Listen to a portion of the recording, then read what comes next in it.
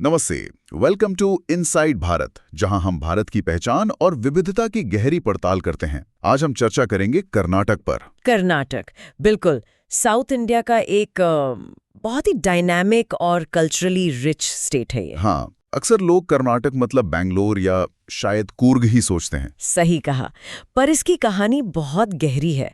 मतलब ancient heritage और modern innovation का एक गजब का मेल है यहाँ। एग्जैक्टली। तो आज इसी पर थोड़ी गहराई से बात करते हैं, समझने की कोशिश करते हैं कर्नाटक की आत्मा को। हमारे पास जो जानकारी है उसके आधार पर इसका इतिहास, भूगोल, संस्कृति सब एक्सप्लोर करेंगे। जरूर। शुरू कहाँ से करें? नाम से? हाँ, ये अच्छा आइडिया है। कर्नाटक नाम का मतलब क्या है? माना जाता है कि ये करुणाडु से आया है, जिसका मतलब है ऊंची भूमि या फिर काली मिट्टी की भूमि। अच्छा, तो नाम ही ज्योग्राफी से जुड़ा है। इंटरेस्टिंग। तो चलिए इतिहास की तरफ बढ़ते हैं। कहाँ से शुरू करें? क्या ये वाकई इतना प्राचीन है? हाँ, बहुत प्राचीन। यहाँ तो मतलब प्री हिस्टोरिक एरा के भी प्रमाण मिले हैं। धारवाड़ के पास हल्लूर में आयरन एज के टूल्स मिले हैं। आयरन एज कब के? करीब 1200 BCE के। ये तो नॉर्थ इंडिया के कई हिस्सों से भी पहले की बात है। सोचिए, लोहे का इस्तेमाल यहाँ पहले शुरू हुआ। वाओ, ये तो कमाल की बात है। अच्छा, और शुरुआती राजवंश मतलब कौन थे बड़े प्लेयर्स? देखिए, नंद, मौर्य, सातवाहन का प्रभाव तो रहा ही है उत्तरी कर्नाटक में। फिर कांची के पल्लव भी थे। लेकिन जो स्थानीय राजवंश थे जिन्होंने कर्नाटक की अपनी पहचान बनाई, वो थे कदम्ब और गंग। ये करीब 3री-4थी शताब्दी की बात है। कदम्ब और गंग? हाँ, कदम्ब वंश की स्थापना मयूर शर्मन ने की थी, पल्लवों के खिलाफ विद्रोह करके। और ककुस्थवर्मन जैसे शासक तो इतने शक्तिशाली थे कि उनके गुप्त और वकाटक राजवंशों से वैवाहिक संबंध थे। अच्छा। और गंगवंश? वो दक्षिणी कर्नाटक में थे। राजधानी पहले कोलार, फिर तालाकड़ू। चालुक्यों के आने तक उनका शासन रहा। इन्होंने कन्नड़ भाषा और संस्कृति की नींव रखने में मदद की। तो ये फाउंडेशन बिल्डर्स थे एक तरह से। लेकिन असली कंसोलिडेशन, वो बड़ा दौर कब आया? चालुक्यों का नाम बहुत आता है। बिल्कुल सही। बदामी के चालुक्य, 6th से 12th सेंचुरी तक। इन्होंने पहली बार लगभग पूरे कर्नाटक को एक शासन के नीचे लाया। अच्छा। और ये सिर्फ पॉलिटिकल यूनिफिकेशन नहीं था, ये आर्ट और आर्किटेक्चर का, आप कह सकती हैं, गोल्डन पीरियड था। जैसे? कहाँ दिखता है? अब बदामी, एहोल, पट्टादकल जाइए, rock cut temples, structural temples, क्या कमाल का संगम है। पट्टादकल तो यूनेस्को वर्ल्ड हेरिटेज साइट भी है। हाँ, सुना है पट्टादकल के बारे में। कहते हैं वहां नॉर्थ और साउथ इंडियन टेम्पल स्टाइल्स का एक्सपेरिमेंट हुआ था। एग्जैक्टली, इसीलिए वो इतना यूनिक है। और चालुक्य शासक भी बड़े पावरफुल थे। पुलकेशन द्वितीय ने तो हर्षवर्धन को हराया था। हाँ, ये तो पढ़ा है। अच्छा, चालुक्यों के बाद? उनके बाद राष्ट्रकूट आए। एलोरा का कैलाश मंदिर देखा है? वो उन्हीं की देन है। क्या शानदार रॉक कट आर्किटेक्चर है। हाँ, वो तो अद्भुत है। फिर कल्याणी के चालुक्य आए, जिन्होंने राष्ट्रकूटों को हराया।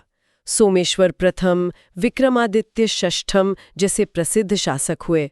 विक्रमादित्य षष्ठम के दरबार में तो कश्मीरी कवि बिल्हण भी थे। और फिर होयसल, बेलूर हलेबिडू वाले। हाँ, होयसल राजवंश 10वीं से 14वीं सदी।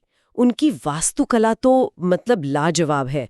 बेलूर, हलेबिडू, सोमनाथपुर, वो पत्थर की बारीक नक्काशी। देखकर यकीन नहीं होता कि पत्थर पर ऐसा काम हो सकता है, जैसे पत्थर में कोई लेस वर्क किया हो। बिल्कुल। सोपस्टोन का इस्तेमाल करते थे वो, जो शुरू में नरम होता है, तराशने के लिए आसान, बाद में वो सख्त हो जाता है।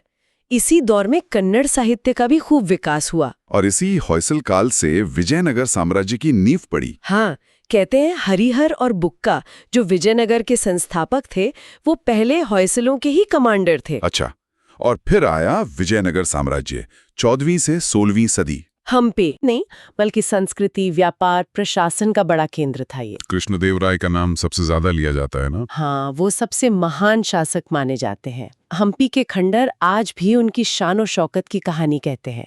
हालांकि 1565 में तालीकोटा की लड़ाई के बाद इसका पतन हो गया। हम्पी जाना तो बनता है एक बार। अच्छा, विजयनगर के बाद क्या हुआ? उसके बाद बहमनी सल्तनत के उत्तराधिकारी राज्य आए। फिर मुगलों का प्रभाव बढ़ा, मराठों का उदय हुआ, और फिर मैसूर साम्राज्य। मैसूर मतलब वोडेयर राजा और फिर हैदर अली और टीपू सुल्तान। हाँ, टीपू सुल्तान का अंग्रेजों के खिलाफ कड़ा प्रतिरोध और रॉकेट आर्टिलरी में उनका काम तो लेजेंडरी है। लेकिन चौथे आंग्ल मैसूर युद्ध में उनकी हार हो गई। हाँ, और उसके बाद मैसूर पर अंग्रेजों का नियंत्रण बढ़ गया। फिर भारत की आज़ादी के बाद 1956 में स्टेट्स रीऑर्गेनाइजेशन एक्ट के तहत मैसूर राज्य बना और 1973 में नाम बदलकर कर्नाटक कर दिया गया। बिल्कुल। तो ये एक बहुत लंबी और आप कह सकते हैं मल्टी लेयर्ड हिस्टोरिकल जर्नी है कर्नाटक की। बिल्कुल। इस इतिहास ने यहाँ की जमीन और लोगों पर बहुत गहरी छाप छोड़ी होगी। जरा भूगोल और जलवायु की बात करें, कितना विविध है ये भौगोलिक रूप से। बहुत ज्यादा। कर्नाटक भारत का छठा सबसे बड़ा राज्य है। मोटे तौर पर 3 भौगोलिक क्षेत्र हैं इसमें। 3? कौन कौन से? पहला है पश्चिम में करावली यानी तटीय क्षेत्र, अरब सागर के किनारे एक संकरी पट्टी, खूब हरा भरा, धान के खेत, सुंदर समुद्र तट। मछली पालन यहाँ का मुख्य व्यवसाय है। ठीक है, कोस्टल रीजन। दूसरा है मलनाड क्षेत्र। ये पश्चिमी घाट का पहाड़ी इलाका है। अच्छा, वेस्टर्न घाट वाला। हाँ, घने जंगल, कॉफी के बागान, भारी बारिश और जबरदस्त जैव विविधता।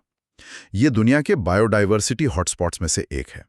मौसम भी यहाँ साल भर काफी सुहावना रहता है, ठंडा सा। और तीसरा हिस्सा, वो सबसे बड़ा होगा शायद। हाँ, तीसरा है मैदान क्षेत्र, जो दक्कन के पठार का हिस्सा है। ये सबसे बड़ा इलाका है। ये कैसा है? ये थोड़ा सूखा, मतलब सेमी एरिड इलाका है। यहाँ आपको ग्रेनाइट की बड़ी बड़ी चट्टानें दिखेंगी और खेती की जमीन, ज्वार, रागी जैसी फसलें यहाँ ज्यादा होती हैं।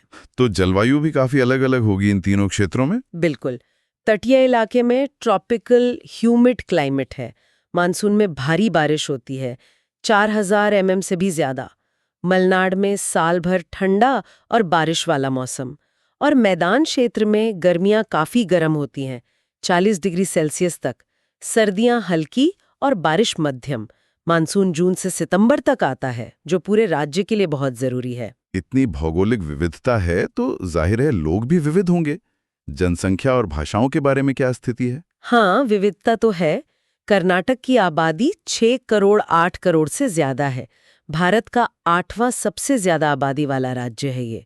हाल के दशकों में शहरीकरण तेजी से बढ़ा है, खासकर बेंगलुरु जैसे शहरों में पॉपुलेशन डेंसिटी काफी ज्यादा है। और भाषाएं? कन्नड़ तो मुख्य भाषा है। हाँ, कन्नड़ आधिकारिक भाषा है और लगभग 66% लोग इसे बोलते हैं। और कन्नड़ को तो शास्त्रीय भाषा, मतलब क्लासिकल लैंग्वेज का दर्जा भी मिला हुआ है। अच्छा, इसका मतलब इसका साहित्य बहुत पुराना और समृद्ध होगा। अरे बहुत ज्यादा, 2000 साल से भी पुराना साहित्यिक इतिहास है कन्नड़ का। और एक दिलचस्प बात यह है कि कन्नड़ साहित्य को भारत में सबसे ज्यादा ज्ञानपीठ पुरस्कार मिले हैं। सच में? सबसे ज्यादा? ये तो बड़ी बात है। हाँ, ये दिखाता है कि यहाँ लिखने पढ़ने की परंपरा कितनी मजबूत रही है। कन्नड़ के अलावा और कौन सी भाषाएं बोली जाती हैं? तटीय इलाकों में तुलु काफी बोली जाती है। कोडगु यानी कुर्ग क्षेत्र में कोडवा भाषा है।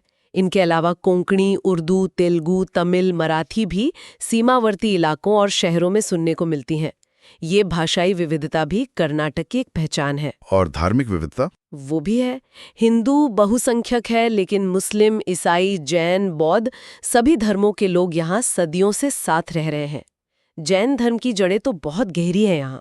श्रवणबेलगोला का नाम सुना है मैंने। हाँ, श्रवणबेलगोला। वहाँ गोमटेश्वर की 57 फीट ऊंची विशाल अखंड मूर्ति है।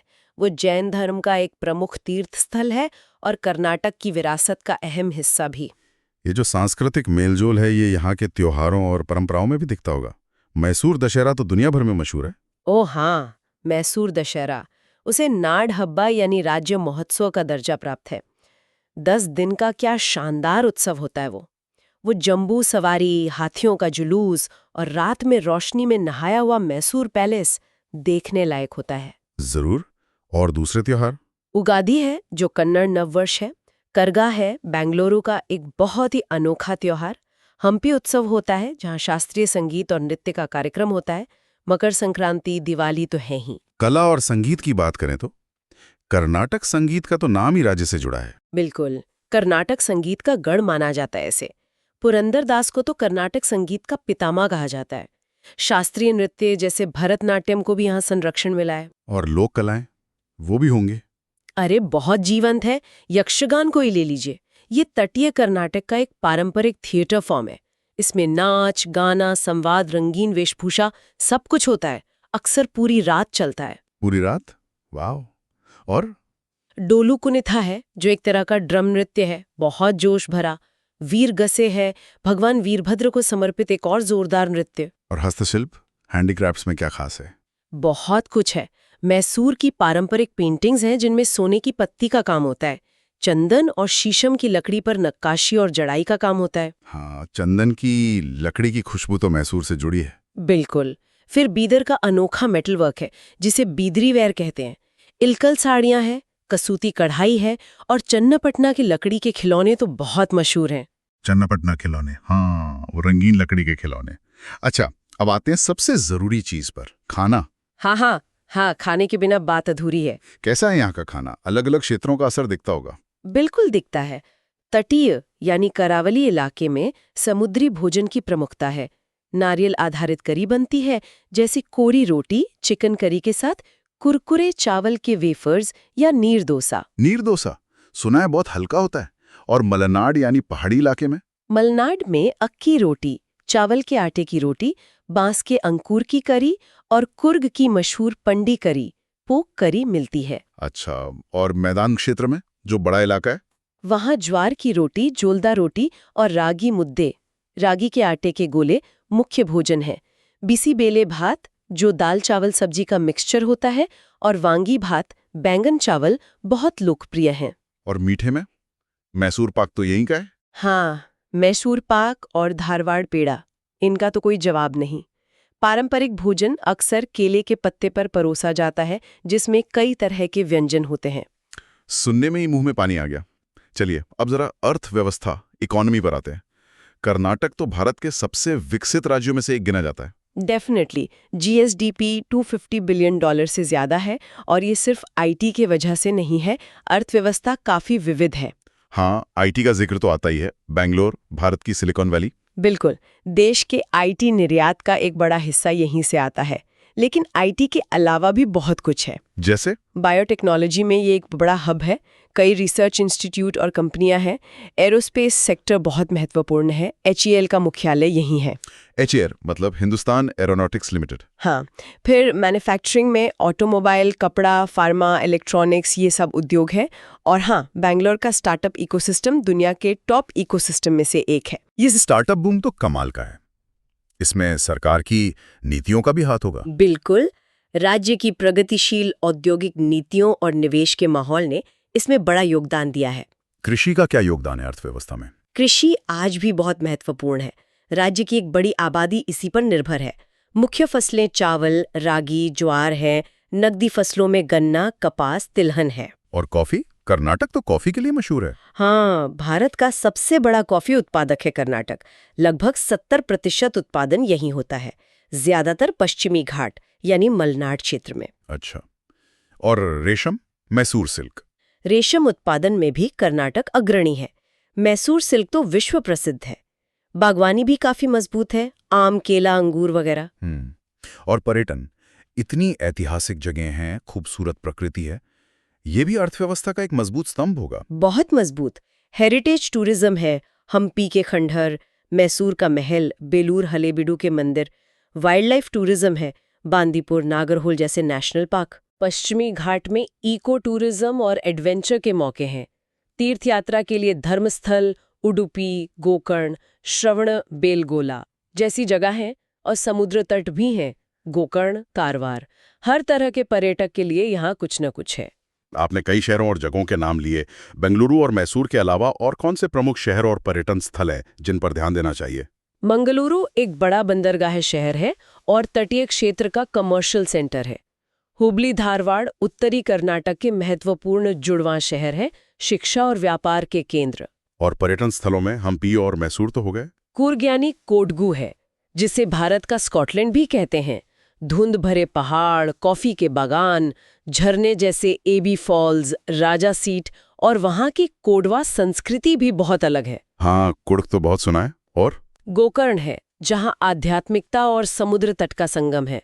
महाबलेश्वर मंदिर और ओम बीच, कुडले बीच जैसे खूबसूरत बीच। पदामी, ऐहोल, पटकदल का भी जिक्र हुआ था। चालुक्य वास्तुकला का त्रिकोण। हाँ, वो रॉक कट मंदिरों के लिए फेमस है। फिर बेलूर और हलेबीडू है, होयसल वास्तुकला के बेहतरीन नमूने, वो पत्थर की अविश्वसनीय नक्काशी। शिक्कम मगलूर का नाम भी आता है कॉफी के साथ। बिल्कुल, कहते हैं भारत में कॉफी की शुरुआत यहीं से हुई। ये एक सुंदर हिल स्टेशन भी है। कर्नाटक की सबसे ऊंची चोटी मुल्लायनगिरी पर ट्रैकिंग के लिए लोग जाते हैं। और श्रवणबेलगोला की गोमटेश्वर मूर्ति, वन्यजीव अभयारण्य, बांदीपुर टाइगर रिजर्व, नागरहोल राष्ट्रीय उद्यान, भद्रा वन्यजीव अभयारण्य, बाघ, हाथी, तेंदुए देखने के अच्छे मौके मिलते हैं यहाँ। बढ़िया। अब जरा शिक्षा, प्रौद्योगिकी और बुनियादी ढांचे पर आते हैं। बेंगलुरु की पहचान तो विश्व स्तरीय संस्थानों से भी है। Absolutely. IISc Bengaluru, IITs, IIMs, national law schools, निम्हांस जैसे देश के शेष संस्थान यहाँ हैं। इन संस्थानों से निकलने वाला टैलेंट पूल राज्य के IT और R&D सेक्टर के विकास में बहुत सहायक रहा है। और टेक्नोलॉजी इंफ्रास्ट्रक्चर कैसा है? खासकर बेंगलुरु में तो वर्ल्ड क्लास है। कई टेक पार्क हैं, इलेक्ट्रॉनिक सिटी, व्हाइट फील्ड। राज्य गवर्नेंस पहलों में भी काफी आगे रहा है। परिवहन यानी ट्रांसपोर्ट कनेक्टिविटी, सड़क नेटवर्क में लगातार सुधार हो रहा है। बेंगलुरु मेट्रो का विस्तार हो रहा है। बड़े हवाई अड्डे हैं बेंगलुरु, मंगलुरु, हुबली में। रेलवे नेटवर्क भी बढ़ रहा है। और बिजली वगैरह? बिजली उत्पादन में भी कर्नाटक काफी आगे है। थर्मल, हाइड्रो के साथ साथ नवीनीकरणीय ऊर्जा मतलब रिन्यूएबल एनर्जी पर बहुत जोर है। सौर और पवन ऊर्जा में ये अग्रणी राज्यों में से है। एशिया का सबसे बड़ा सोलर पार्क पावगड़ा यहीं कर्नाटक में है। कमाल है। हमने कन्नड़ साहित्य की समृद्धि का जिक्र किया था, थोड़ा और जानना चाहेंगे इसके बारे में। ये इतना महत्वपूर्ण क्यों रहा है? कन्नड़ साहित्य का इतिहास बहुत पुराना है, लगभग 1500 साल। पहला ज्ञात ग्रंथ कविराज मार्ग 9वीं शताब्दी का माना जाता है। 1500 साल? हाँ, इसकी समृद्धि के पीछे कई कारण हैं। एक तो शाही संरक्षण मिलता रहा। चालुक्य, होयसल, विजयनगर, मैसूर के राजाओं ने इसे बढ़ावा दिया। और दूसरा, यहाँ महत्वपूर्ण सामाजिक और धार्मिक आंदोलन हुए जिन्होंने साहित्य को प्रभावित किया, जैसे 12वीं सदी का वीर शैव आंदोलन और 15वीं-16वीं सदी का हरिदास आंदोलन। वीर शैव आंदोलन और वचन साहित्य का क्या असर हुआ? वो एक तरह की क्रांति थी। बसवण्णा, अक्कम महादेवी जैसे संतों ने वचन लिखे। ये आम बोलचाल की कन्नड़ भाषा में लिखे गए गद्य गीत थे। अच्छा। इनमें सामाजिक न्याय, समानता और व्यक्तिगत भक्ति की बात थी। इसने साहित्य को आम लोगों तक पहुंचा दिया। पहले साहित्य ज्यादातर संस्कृत या पुरानी कन्नड़ में होता था। और हरिदास आंदोलन? हरिदास आंदोलन के संतों जैसे पुरंदरदास, कनकदास ने कीर्तन और भजनों के जरिए भक्ति को लोकप्रिय बनाया। इन्होंने ही कर्नाटक संगीत की नींव रखी। जैसा हमने पहले बात की थी, पुरंदरदास को तो कर्नाटक संगीत का पितामह कहते हैं। तो इन आंदोलनों ने भाषा और साहित्य दोनों को आम लोगों से जोड़ा। बिल्कुल। और आधुनिक युग में पश्चिमी प्रभाव आया, प्रिंटिंग प्रेस आई। कुवेम्पो, बेंद्रे, शिवराम कारंत, गिरीश कर्नाड, UR अनंत मूर्ति जैसे महान लेखक हुए। गिरीश कर्नाड, हाँ, उनका नाम तो सुना है। इन सब ने कन्नड़ साहित्य को राष्ट्रीय और अंतर्राष्ट्रीय पहचान दिलाई। और जैसा मैंने कहा, 8 ज्ञानपीठ पुरस्कार मिलना इसी महान विरासत का सबूत है। सच में अद्भुत विरासत है। साहित्य से अब जरा वन्यजीवों की ओर चलते हैं। पश्चिमी घाट का जिक्र हुआ तो जैव विविधता तो समृद्ध होगी ही। Extremely rich. राज्य का लगभग 22% क्षेत्र जंगल है। सोचिए, भारत के 25% हाथी और 20% बाघ कर्नाटक में पाए जाते हैं। 25% हाथी और 20% बाघ, ये तो बहुत ज्यादा है। हाँ, पश्चिमी घाट तो है ही एक ग्लोबल बायोडायवर्सिटी हॉटस्पॉट। यहाँ अंशी, बांदीपुर, नागरहोल, बनेरघट्टा जैसे राष्ट्रीय उद्यान हैं। 19 वन्यजीव अभयारण्य हैं। और पक्षियों के लिए अत्तिवेरी, गुडवी, रंगनाथ ठिट्टू जैसे पक्षी अभयारण्य भी हैं। रंगनाथ ठिट्टू तो पेंटेड स्टॉक और किंगफिशर के लिए फेमस है। क्या यहाँ कुछ लुप्तप्राय प्रजातियां भी हैं? हाँ, कई हैं। कुछ खास तरह के पेड़ हैं जो सिर्फ यहीं मिलते हैं।